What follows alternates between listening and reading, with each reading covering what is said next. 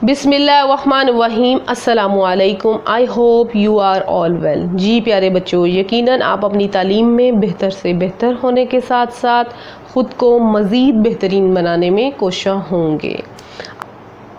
जी प्यारे बच्चों, आज हम इस वीडियो में डिस्कस करने वाले हैं चैप्टर नंबर 3। हमारा चैप्टर है आर्यन्स, कुशान्स एंड गुप्तास पर। हम इनकी डिटेल इन्फॉर्मेशन के साथ सीखेंगे, इनकी डिटेल इन्फॉर्मेशन इंशाल्लाह इनकमिंग वीडियोस में। तो आज इस वीडियो में हम डिस्कस करने वाले हैं आर्यन्स।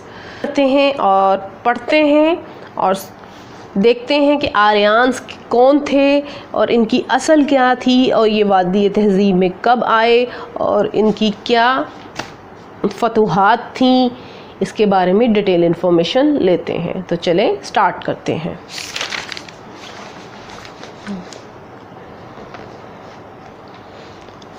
हिस्ट्री की book for 6th class, page number 58। आज हम पढ़ रहे हैं ओरिजिन ऑफ आर्यन्स। आर्यन्स की असल, यानी कि आर्यों की असल के बारे में हम डिस्कस करते हैं। Of the Indus Valley civilization and other glorious civilization flourished in India। वादी सिंध की तहज़ीब के ज़वाल के बाद, वादी सिंध की तहज़ीब के ज़वाल के बाद दिगर शानदार तहज़ीबें परवान चढ़ी थीं। वादी सिंध की जब तहज़ीब ज़वाल पज़ीर हुई तो और बहुत सारी जो तहज़ीबें थीं वो परवान चढ़ी। उनमें से हम आज डिस्कस करने वाले हैं आर्यन के बारे में। The people who were responsible for the evolution of this civilisation called themselves Aryan.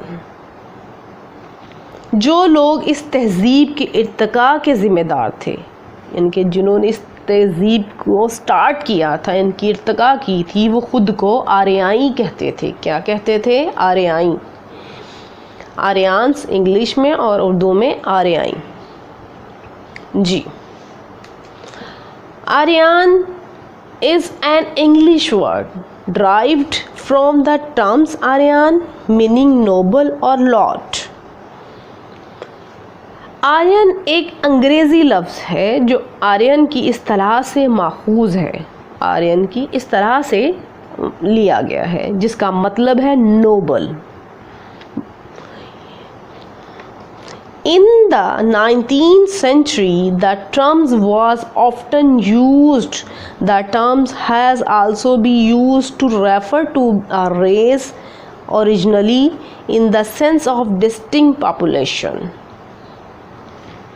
ये जो टर्म्स थी, इस्तिलाह थी, असल में ये एक मखसूस आबादी के मायनी, किसी नस्ल का हवाला देने के लिए भी इस्तेमाल होती थी। कौन सी टर्म? जो नोबल और लॉर्ड के तौर पर यूज़ की जाती थी terms.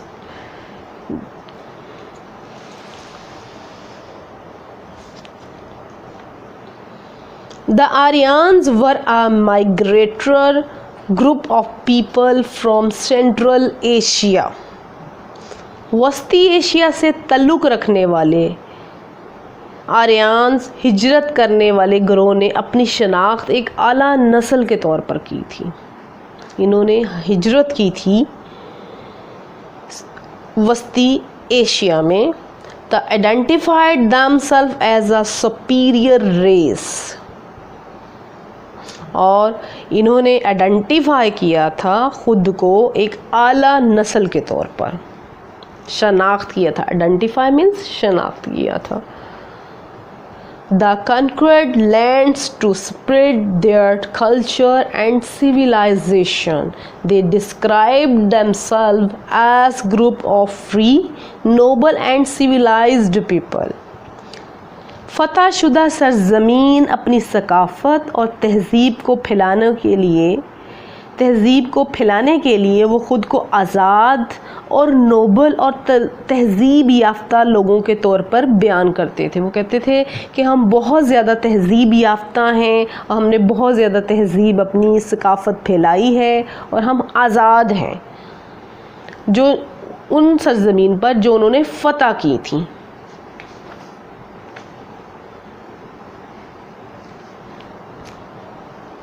Aryan comprised of quite different physical and cultural features. They were a white race. आर्यान्स बिल्कुल मुख्तलिफ जिस्मानी और सकाफ़ती खसूसियात रखते थे।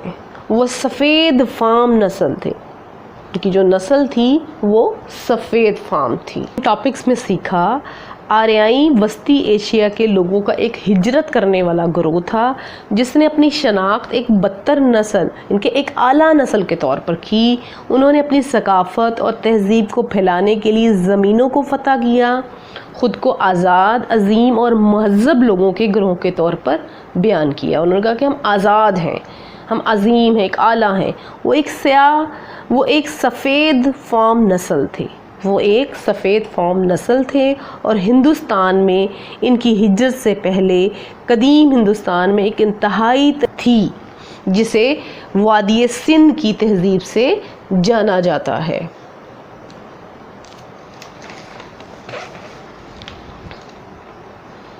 Before the time of Aryan's migration into India,